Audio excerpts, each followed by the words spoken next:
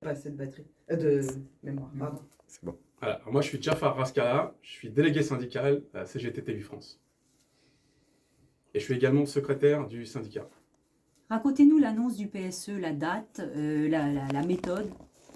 L'annonce c'était en 2020, on sortait du confinement et la méthode, ça a été, je pense que la méthode la plus dégueulasse qu'on puisse avoir, parce que c'était un licenciement en visioconférence. Donc un moment très très compliqué, notamment parce que personne ne savait, quand on nous a demandé de nous connecter sur ce lien, ce qu'on allait nous annoncer. Et là, ça a été total la douche froide, quoi. Donc moment très très compliqué à ce moment-là.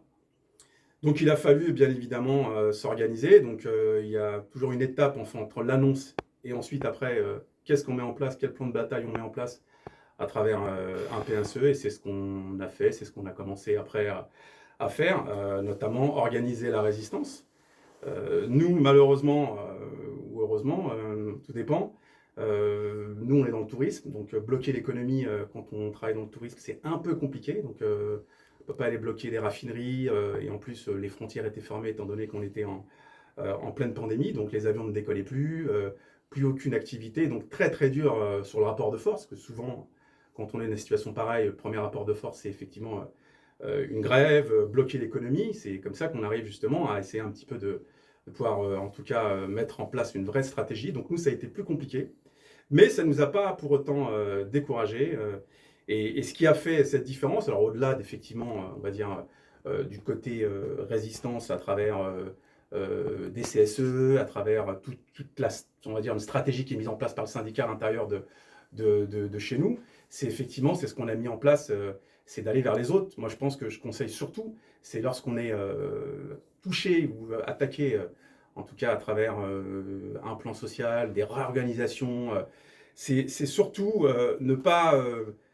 déjà se dire qu'on n'est pas seul dans cette situation. Aujourd'hui, je pense qu'il y a plus de 1500 plans sociaux et ça ne va pas s'arrêter, étant donné que la situation, elle est de plus en plus compliquée. Et c'est surtout aller vers les autres. Alors nous, quand on a commencé un petit peu à se poser la question, c'est-à-dire vers qui on va se tourner.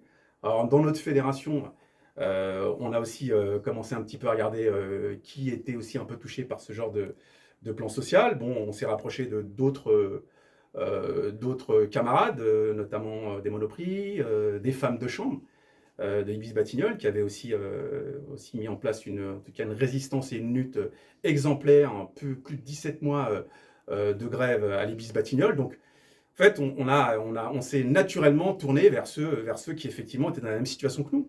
On a également aussi entendu parler des luttes qu'avaient fait les postiers, avec plus d'un an aussi, pareil, de combats et de grèves avec les camarades de Sud-Post 92. Donc, on s'est aussi rapproché d'eux.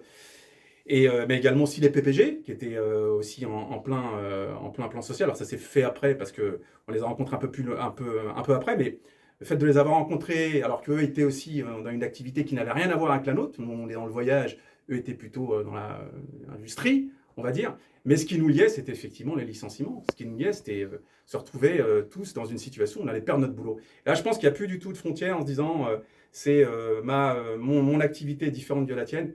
En fait, voilà, c'est ce qui nous a aussi permis, en tout cas, de mettre en place cette résistance. Alors moi, un moment exceptionnel, en tout cas moi personnellement que j'ai vécu, c'est effectivement cette manif qu'on a lancée le 23 janvier, qui a rassemblé plus entre 4000 et 5000 personnes en plein couvre-feu. Donc c'est toute cette préparation. Alors au début, on est parti de rien, on a été allé voir des camarades, des personnes qui essayaient de les convaincre, de dire voilà, il faut absolument qu'on soit visible. Parce que bien sûr, c'était les licenciements, mais bien évidemment en tout dans le silence. Et c'était sur ça, c'était de pouvoir se montrer et de voir qu'effectivement on perdait notre travail, malgré que ces boîtes, comme la nôtre, a touché plus de 30 millions d'euros, chômage partiel, CICE. Enfin voilà, le scandale, il est quand même là, je veux dire. Donc c'est pour ça que ça nous a donné, en tout cas nous, cette envie de nous battre et qui nous anime encore aujourd'hui, quoi.